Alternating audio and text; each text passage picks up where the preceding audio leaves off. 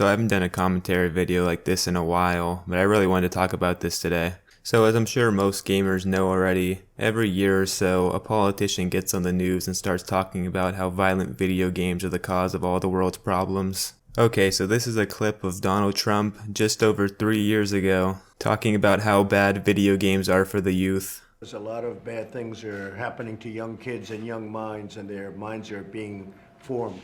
And we have to do something about maybe what they're seeing and how they're seeing it, and also video games. I'm hearing more and more people say the level of violence on video games is really shaping young people's thoughts. God, there's nothing better than seeing how stupid some of the people that run this country are. But you're probably wondering why I'm talking about a 3-year-old clip of Donald Trump. It's because about 2 days ago, another politician by the name of Marcus Evans Jr. came up with a bill that, if passed, would prohibit the sale of all violent video games throughout the state of Chicago, which, as I'm sure everybody already knows, is just a comically stupid proposal. But what's even more funny about this whole situation is his reasoning for wanting to ban violent video games. So this is why he wants to ban them. A Democratic representative in Illinois is looking to ban violent video games, such as Grand Theft Auto, believing them to be responsible for a rise in carjackings and other violent crime in Chicago and the rest of the state. So this man genuinely believes that somebody after a long day of GTA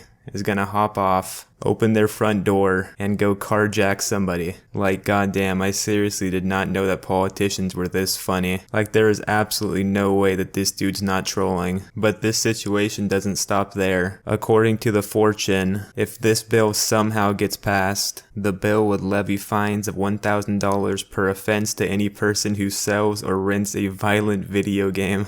So if I for some reason lived in Chicago and this bill somehow passed, if I went down to my local GameStop and tried to buy GTA, it would not only be a crime, I would also owe the government $1,000 for trying to play a violent video game. I'm sorry, Marcus Evans Jr., but this was just a dog shit bill proposal, especially when there's no actual proof of violent video games encouraging crime or making people become more violent. I swear, this dude came with no source or anything on why he believes that GTA is causing more carjackings in Chicago. Yeah, but I swear GTA is just that game to hate if you're a boomer and you know nothing about video games. It really just seems like it's in the DNA of everybody over 50 to hate GTA for no reason. No joke, the first time I read this article, I legit thought I was reading an Onion article.